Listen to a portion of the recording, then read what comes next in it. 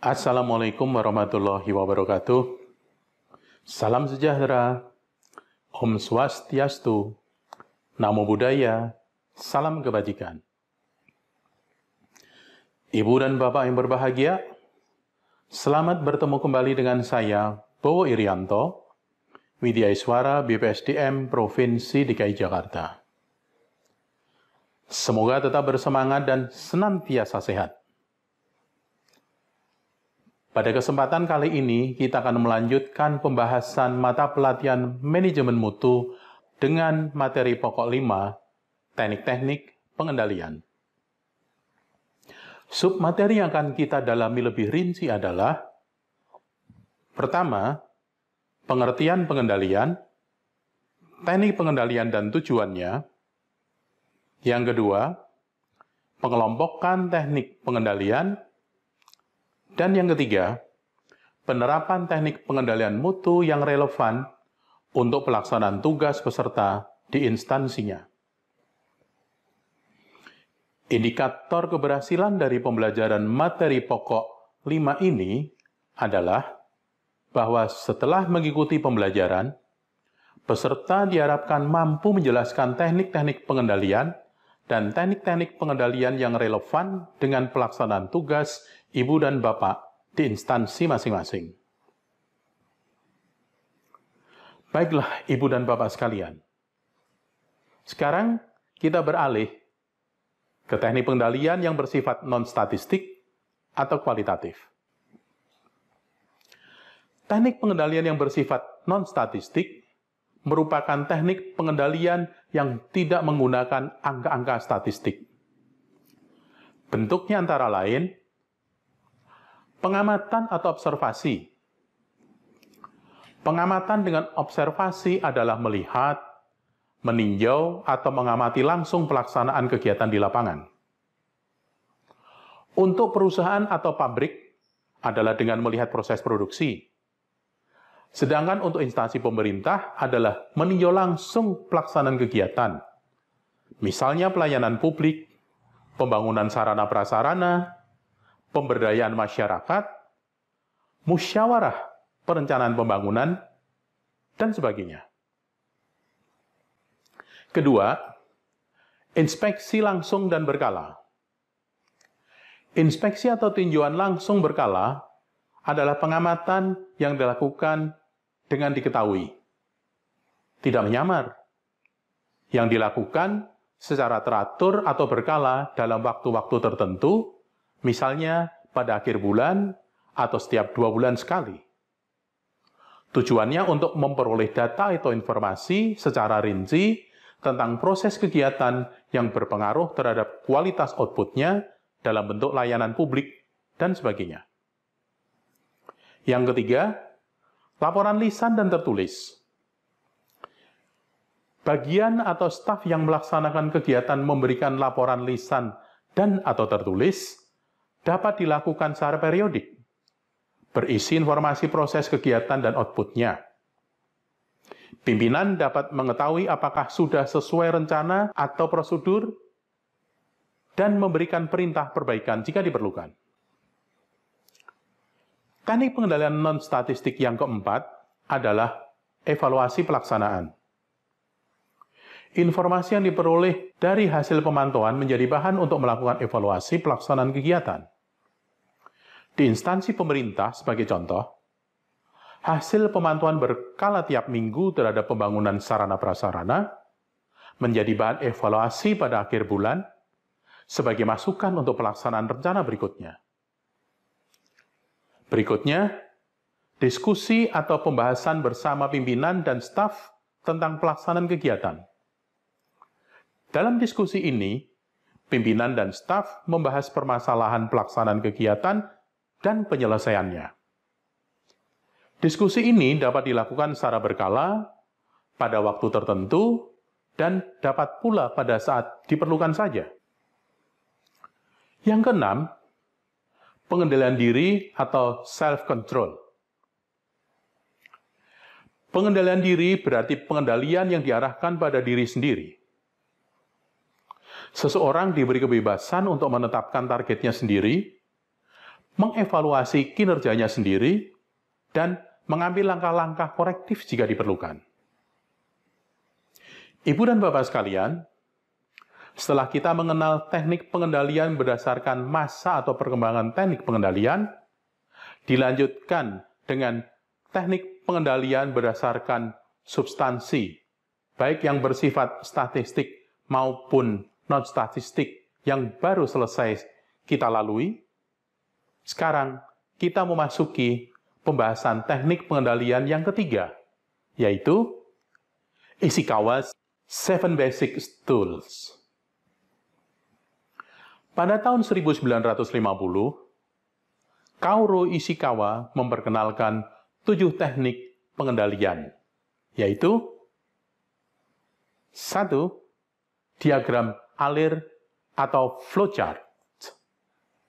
Kedua, lembar periksa atau check sheet. Ketiga, diagram Pareto atau Pareto chart. Yang keempat, diagram sebab akibat atau cause and effect diagram, tapi lebih kita kenal dengan fishbone diagram. Yang kelima, histogram. Yang keenam, diagram pencar atau scatter diagram. Dan terakhir, yang ketujuh, diagram kendali atau control chart. Baiklah, segera kita bahas satu persatu. Pertama, diagram alir atau flowchart. Teknik pengendalian ini ditunjukkan dengan gambaran visual berdasarkan urutan proses kegiatan yang diperlukan untuk menyelesaikan suatu tugas. Urutan ini harus disusun mengalir, menunjukkan proses yang logis. Setiap proses membutuhkan input untuk menyelesaikan tugas dan akan memberikan output ketika tugas telah selesai, di mana output tersebut menjadi input untuk kegiatan lainnya. Kedua, lembar periksa atau check sheet. Teknik pengendalian ini ditunjukkan dengan menggunakan lembar periksa untuk pengumpulan data sebuah proses yang mudah, sistematis, dan teratur. Lembar kerja dicetak, jika telah diisi, dapat dikumpulkan dengan mudah dalam waktu singkat, dan dianalisa sebagai masukan mengendalikan kualitas pekerjaan dan hasil. Ketiga, diagram Pareto atau Pareto diagram. Teknik pengendalian ini berupa grafik yang dapat digunakan untuk melihat penyebab utama atau penting ketika terjadi suatu masalah. Dalam grafik yang menampilkan distribusi variabel data informasi ini berlaku aturan 80-20. Artinya, 20% jenis kesalahan yang dapat menyebabkan 80% kegagalan proses. Yang keempat, diagram sebab akibat atau cause and effect diagram. Biasa kita kenal dengan fishbone diagram. Teknik pengendalian ini dikenal sebagai kerangka tulang ikan atau fishbone yang dikembangkan Ishikawa pada tahun 1950 yang menggunakan uraian grafis dari unsur-unsur proses secara logis berupa hubungan sebab akibat untuk menganalisa sumber-sumber potensial dari penyimpangan proses yang dapat memengaruhi mutu atau kualitas hasil. Yang kelima, histogram. Histogram adalah alat atau teknik bantu pengendalian statistik yang memberikan gambaran tentang proses kegiatan pada satu waktu. Tujuannya adalah menentukan penyebaran atau variasi rangkaian kegiatan dalam bentuk grafis dan dapat memperkirakan kapasitas suatu proses beserta hubungannya terhadap spesifikasi dan target. Histogram berbentuk diagram batang yang menunjukkan tabulasi dari data yang diatur berdasarkan ukurannya. Tabulasi data ini umumnya dikenal dengan distribusi frekuensi. Teknik yang keenam, diagram pencar atau scatter diagram. Teknik pengendalian ini digunakan untuk mengkaji hubungan atau relasi yang mungkin antara variabel bebas atau X dengan variabel terikat atau Y. Selain diagram pencar ini juga digunakan untuk mengidentifikasi hubungan atau korelasi yang mungkin terjadi antara karakteristik, kualitas, dan faktor-faktor yang mungkin mempengaruhinya. Yang ketujuh, grafik atau bagan kendali atau control chart.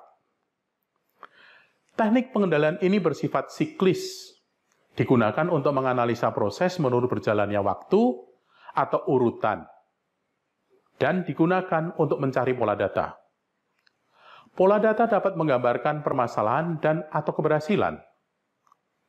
Tujuan dari diagram ini adalah untuk memastikan bahwa suatu proses dalam kendali dan memonitor variasi proses secara terus-menerus.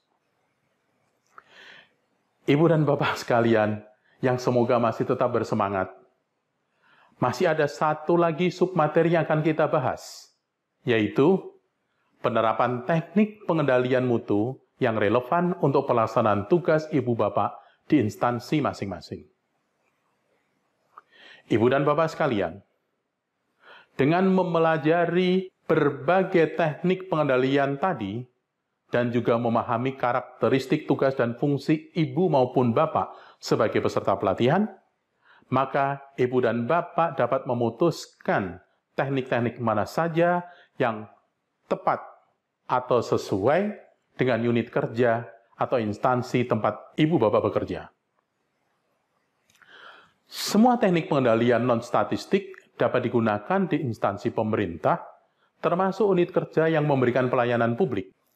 Sedangkan, pada teknik pengendalian yang bersifat statistik, hanya beberapa yang relevan untuk dapat digunakan di instansi pemerintah yang memberikan pelayanan publik. Silahkan, tetapkan dan terapkan sesuai dengan jenis pekerjaan, menggunakan teknik pengendalian yang paling sesuai dengan pekerjaan tersebut yang telah sama-sama kita bahas. Ibu dan Bapak sekalian, dengan telah kita bahas bersama secara rinci mata pelatihan manajemen mutu pada materi pokok 5 teknik-teknik pengendalian ini, berarti telah lengkap dan utuh pembahasan kita terhadap mata pelatihan manajemen mutu. Semoga bermanfaat dan semakin meningkatkan pemahaman kita tentang manajemen mutu. Terima kasih. Wassalamualaikum warahmatullahi wabarakatuh.